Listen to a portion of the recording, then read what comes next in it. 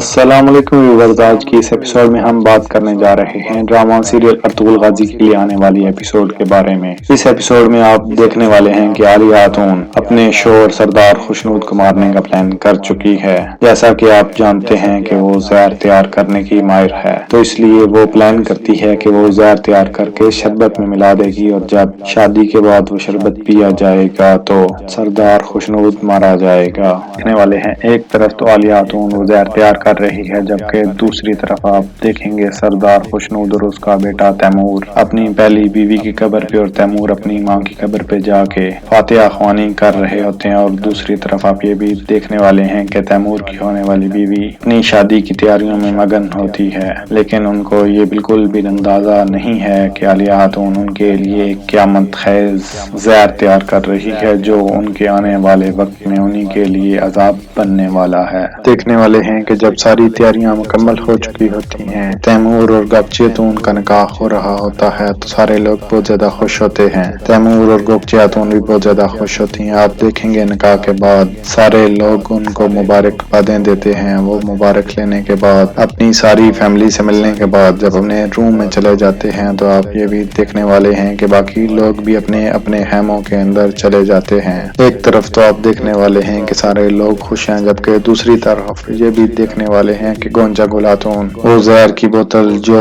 عالیہ خاتون نے بنائی ہوتی ہے وہ بانو چچک کے روم میں رکھاتی ہے، تاکہ جب تلاشی لی جائے تو یہ سارا الزام بانو چچک پہ لگا دیا جائے۔ آپ دیکھیں گے کہ جب عالیہ خاتون اور سردار خوشنود روم میں جاتے ہیں، تو آپ دیکھیں گے وہ بیٹھ کے پہلے تو بڑی اچھی اچھی باتیں کرتی ہے سردار خوشنود کے ساتھ۔ اس کے بعد آپ دیکھیں گے کہ بانو چچک کے آنے سے پہلے عالیہ خاتون ان کے شربت میں وہ زہر ملا دیتی ہے جو انہوں نے پینا ہوتا ہے۔ بانو چچک روم میں آنے کے بعد جب وہ شربت اپنے سردار خوشنود اور اس کی بیوی عالیہ خاتون کو پیش کرتی ہے، تو آپ دیکھیں گے جو کہ عالیہ خاتون نے پہلے ہی ملایا ہوتا ہے، وہ اس بات کے لیے پہلے سے تیار ہوتی ہے، اس لیے وہ سردار خوشنود سے کہتی ہے کہ آپ پہلے پئیں۔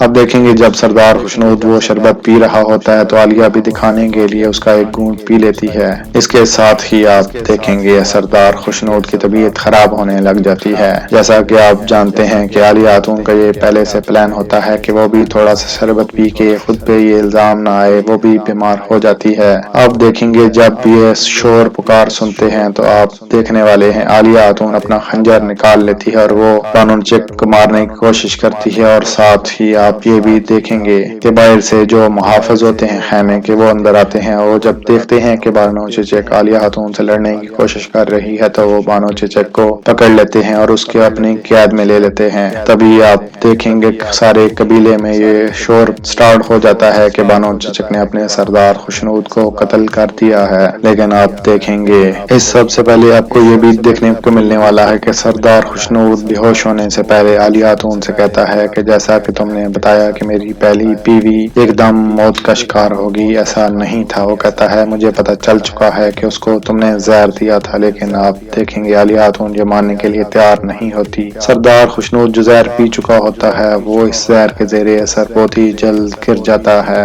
عالیہ خاتون اس بات کا شکر ادا کرتی ہے کہ وہ کسی کو بتانے سے پہلے موت کے منہ میں چلا گیا ہے، لیکن آپ دیکھنے والے ہیں ایک طرف تو تیمور اپنی نئی زندگی کی شروعات کرنے والا ہے، وہ اپنی بیوی سے پیار و محبت کی باتیں کر رہا ہوتا ہے، جبکہ دوسری طرف اس کا باپ سردار خوشنود زندگی اور موت کی جنگ لڑ رہا ہوتا ہے۔ جب خیمے کے محافظوں کو پتہ چلتا ہے کہ سردار خوشنود کو زہر دے دیا گیا ہے، تو وہ عارف صاحب کو بلا لیتا ہے تاکہ وہ اس کی دیکھ بھال کر سکیں۔ آپ دیکھیں گے عارف صاحب جب دیکھتے ہیں کہ سردار خوشنود کی طبیعت بہت زیادہ خراب ہے اور ان کے منہ سے جاگ نکل رہی ہے، تو وہ یہ اندازہ لگا لیتا ہے کہ یہ زہر سردار خوشنود کو دیا گیا ہے، جس کی وجہ سے وہ موت کے منہ میں جا رہا ہے۔ آپ دیکھنے والے ہیں عارف صاحب اپنی طرف سے بڑی ہی کوشش کرتے ہیں کہ کسی طرح سردار خوشنود اور عالیہ بیگم کو بچا لیا جائے، لیکن وہ دونوں زہر کے زیر اثر اس قابل نہیں ہوتے کہ وہ اس زہر سے بچ سکیں، اس لیے آپ دیکھیں گے سردار خوشنود کی طبیعت بہت زیادہ خراب ہو جاتی ہے، جبکہ عالیہ تھوڑی بہتر ہوتی ہے۔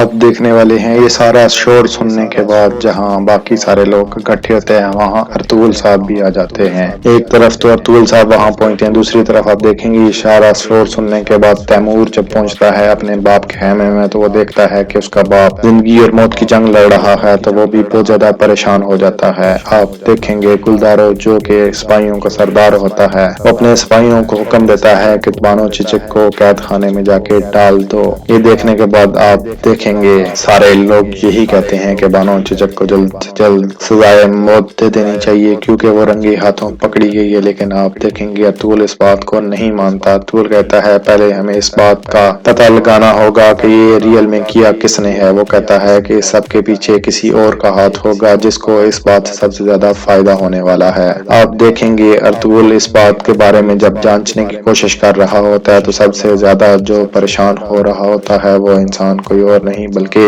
مہردین ہوتا ہے، کیونکہ مہردین یہ سب کچھ کروا رہا ہوتا ہے۔ اس کو اس بات پہ یقین ہوتا ہے کہ اگر ارطغرل نے جانچ پڑتال کرنے کی کوشش کی تو اس کے پیچھے ضرور ہمارا ہاتھ اس کو پتہ چل جائے گا۔ لیکن آپ دیکھنے والے ہیں ایک طرف مہردین بانو چچک کو قتل کرنے اور اس کو سزا دینے کی بات کر رہا ہے، جبکہ دوسری طرف ارطغرل اس کے پیچھے ہے کہ جب تک پوری تحقیقات نہ ہو جائیں اس کو سزا نہیں دینی چاہیے۔ مہردین جب یہ دیکھتا ہے تو وہ کہتا ہے کہ اس کے لیے اس کو کچھ بھی کرنا پڑا وہ بانو چچک کو ضرور مار دے گا۔ ویورز، اس ڈرامے کی آنے والی ایپیسوڈ بہت ہی زیادہ انٹرسٹنگ ہونے والی ہیں۔ اگر آپ چاہتے ہیں کہ آپ کو آنے والی ویڈیوز ملتی رہیں تو آپ میرے چینل کو سبسکرائب کر دیں اور اس ویڈیو کے بارے میں اپنی رائے کا اظہار ضرور کیجیے گا اور بیل کے بٹن کو دبا دیجیے گا تاکہ آنے والی ویڈیوز کا نوٹیفیکیشن آپ کو ٹائملی ملتا رہا کرے۔